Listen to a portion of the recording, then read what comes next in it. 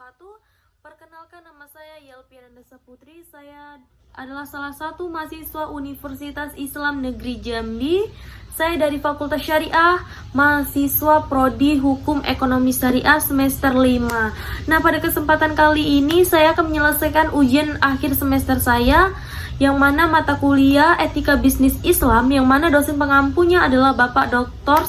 A. Faruk MA. Tanpa memperpanjang waktu, langsung saja ke inti tugas saya, yang mana saya akan menjelaskan kembali materi atau makalah yang telah saya presentasikan sebelumnya untuk diperjelas kembali di dalam video ini. Baik, di sini saya akan membahas mengenai makalah konsep kewirausahaan Islam, yang mana di dalam konsep kewirausahaan Islam ini saya akan memperjelasnya. Yang pertama, mengenai pengertian konsep kewirausahaan Islam. Yang kedua, konsep wirausaha dalam Islam. Yang ketiga, karakter wirausaha Muslim. Yang keempat, langkah menjadi wirausaha Muslim. Nah, tanpa memperpanjang waktu, langsung saja saya akan membahas yang bagian yang pertama, yang mengenai pengertian. Baiklah, di sini saya akan membahas mengenai pengertian dan konsep kewirausahaan dalam Islam. Nah, wirausaha itu sendiri adalah orang yang mempunyai kemampuan melihat dan menilai kesempatan-kesempatan bisnis, mengumpulkan sumber-sumber daya yang dibutuhkan guna mengambil keuntungan darinya, serta mengambil tindakan yang tepat guna memastikan kesuksesan. Nah, wirausaha atau dalam bahasa Inggris disebut dengan entrepreneurship, berasal dari kata entrepreneur.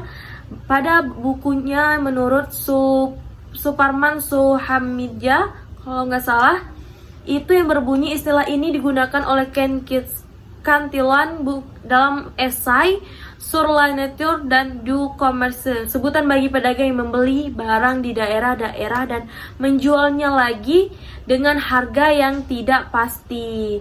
Nah, menurut Milton Friedman, tidak mungkin bisnis tidak mencari keuntungan. Nah, ada dua aspek yang digunakan sebagai tolak ukur etika, yaitu prinsip imbal balik dan itikat baik. Nah, prinsip imbal balik maksudnya adalah mau atau tidaknya seseorang menerima sebuah perilaku orang lain terhadap dirinya. Nah, jika suatu tindakan tersebut dapat diterima dengan baik, maka tindakan tersebut tidak melanggar etika yang ada. Sedangkan itikat baik atau niat baik dapat dilihat saat penjual mengatakan hal yang benar dan jujur tentang barang dagangannya. Seorang muslim yang baik dapat dilihat dari perilakunya sehari-hari. Dalam bertindak, seorang muslim akan sangat berhati-hati untuk tidak membuat orang lain terganggu dan tetap pada ajaran agama Islam. Lanjut lagi di bagian B, konsep kewirausahaan Islami.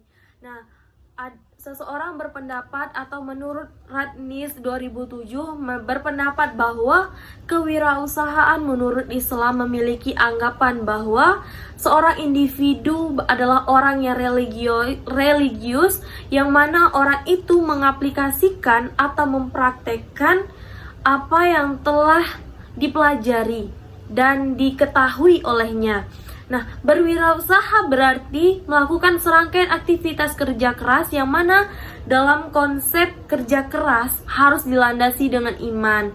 Nah, konsep dan nilai berwirausaha yang secara Islami harus tetap berlandaskan pada ajaran Al-Quran dan hadis. Nah, sebagai wujud tanggung jawab ketaatan pada Allah dalam kegiatan berwirausaha, pelaku atau pembisnis akan melakukan transaksi dengan konsumen atau pemakai barang dan jasa.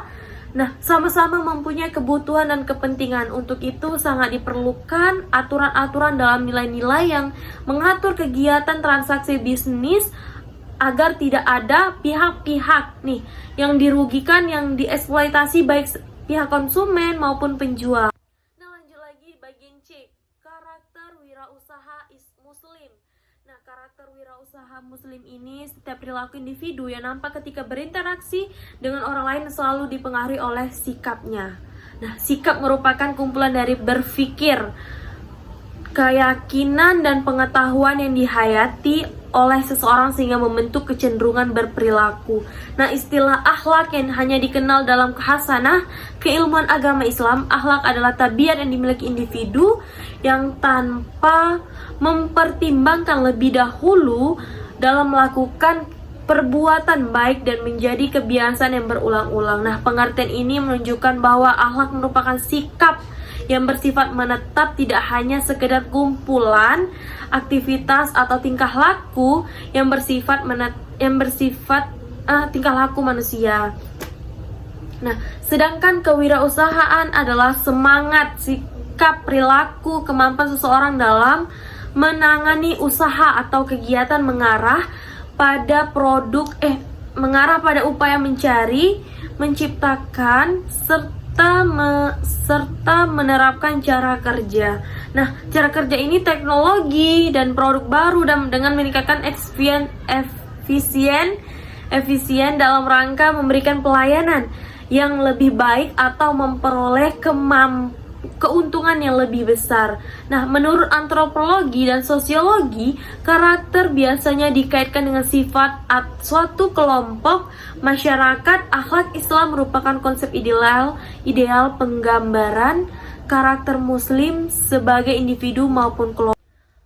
Lanjut lagi di bagian D, langkah-langkah menjadi kewirausahaan Islami. Nah, kita sendiri itu memiliki planning untuk kedepannya atau bagaimana kita mencapai suatu target itu harus memiliki langkah-langkah yang harus kita terapkan memang, atau kita harus kita genggam erat langkah-langkah ini kalau kita ingin menjadi wirausaha yang benar atau yang Islami itu tadi ya. Nah, kalau secara karena keberadaannya sebagai khalifah fil ard dimaksudkan untuk memakmurkan bumi dan membawanya ke arah yang lebih baik, itu terdapat yang pertama, kita tuh harus memiliki yang pertama mencapai target hasil atau profit materi dan benefit non materi. Nah, benefit yang dimaksud tidaklah semata memberikan manfaat kebendaan, juga dapat bersifat non-materi.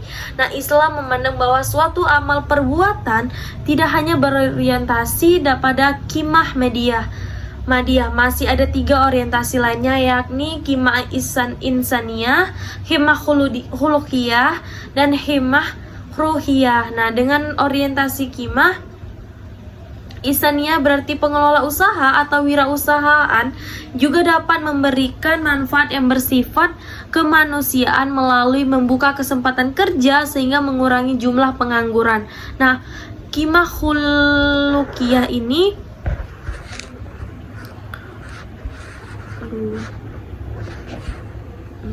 qimah khuluqiyah ini mengandung pengertian bahwa nilai-nilai akhlakul karimah, akhlak mulia menjadi suatu kemestian yang harus muncul dalam setiap aktivitas pengelolaan usaha. Misalnya dapat mengelola produk-produk dengan bahan baku dan cara perolehan yang halal dan thayyib, bersaing dengan perusahaan atau usaha lain dengan cara yang sehat, dan dapat menjalin hubungan ukhuwah baik dengan karyawan maupun mitra bisnis lain. Nah, kita itu harus memiliki yang keduanya ini menegakkan keadilan dan kejujuran. Ini sangatlah penting bagi wirausaha, apalagi wirausaha muslim ya. Keadilan dan kejujuran merupakan hal yang sangat dijunjung dalam Islam. Sebagai pengusaha dalam melayani membelinya, Nabi Muhammad SAW juga telah memberikan contoh berdagang dengan cara mengutamakan kejujuran, keadilan. Nah, artinya tidaklah ada bagian dari barang yang dijualnya, baik konsekuensi kualitas dan harganya, yang ia sembunyikan dengan sikap kejujuran beliau. Para pelanggannya pun merasa senang dan puas. Nah, yang ketiga ini ihsan dan jihad dalam bekerja. Islam memastikan atau Islam ini memerintahkan untuk bekerja secara bersungguh-sungguh dan bekerja secara profesional Ihsan dalam bekerja bukan perkara sunnah, bukan keutamaan, dan juga bukan perkara yang sepele. Nah, ada nih dalam hadis sahih nih ya. Sesungguhnya Allah mewajibkan ihsan atau baik dalam segala hal. Jika kalian membunuh hewan, maka bunuhlah dengan baik. Jika menyembelih, sembelihlah dengan cara yang baik. Hendaknya seseorang di antara kamu menajamkan pisaunya dan menistirahatkan sembelihannya. Nah, keempat ini ada juga langkah-langkahnya. Ini keempat nih, prinsip kehati-hatian. Nah, prinsip kehati-hatian ini adalah bersumpah. Dalam bersumpah, seperti yang sudah diingatkan oleh Rasulullah Shallallahu Alaihi Wasallam, jauhilah oleh kalian semua sumpah-sumpah dalam berdagang, karena ia akan membuat laris berdagangan, tetapi akan menghilangkan keberkahan atau laba atau keuntungan, mengambil keuntungan. Sedangkan dalam berpromosi, jika kita juga harus berhati-hati. Rasulullah berpesan nih, meyakinkan pembeli dengan berbohong adalah haram. Hadis riwayat At-Tabarani. Oke, baiklah, tak terasa ternyata sudah 4 materi sudah saya perjelaskan di video ini. Di sini saya akan menarik kesimpulan bahwa wirausaha adalah orang yang mempunyai kemampuan melihat dan menilai kesempatan-kesempatan bisnis, mengumpulkan sumber-sumber daya yang dibutuhkan guna mengambil keuntungan dirinya, serta mengambil tindakan yang tepat guna memastikan kesuksesan. Dari Radnis 2007 berpendapat bahwa kewirausahaan menurut Islam memiliki anggapan bahwa seorang individu adalah orang yang religius nih, yang mana orang itu mengaplikasikan atau mempraktekkan apa yang telah dipelajari dan diketahui olehnya. Sedangkan kewirausahaan adalah semangat, sikap, perilaku, dan kemampuan seseorang dalam menangani usaha atau kegiatan yang mengarah pada upaya mencari, menciptakan, serta menerapkan cara kerja, teknologi, produk baru, meningkatkan efisiensi dalam rangka memberikan pelayanan dan yang lebih baik atau memperoleh keuntungan yang lebih besar. Lebih kurangnya seperti itu. Oke, baik. Setelah saya menarik kesimpulan tadi, tak terasa rupanya saya sudah di bagian pengunjung atau penutup. Nah, saya selaku yang menjelaskan dalam video ini, saya mungkin terdapat kehilafan dalam berkata, berucap. Saya mohon maaf kepada Bapak dosen terutamanya, dan saya juga mohon maaf kepada nanti teman-teman yang menonton pada video ini jika terdapat perilaku saya yang kurang berkenan. Dan saya berharap semoga presentasi video saya ini sangat memuaskan dan bisa menghasilkan nilai yang baik. Dan saya ucapkan terima kasih kepada Bapak dosen telah sudi menjadi dosen pengampu mata kuliah saya pada kesempatan ini, pada semester ini. Dan saya ucapkan terima kasih dan saya akhiri, wabillahi taufiq wal hidayah. Wassalamualaikum warahmatullahi wabarakatuh.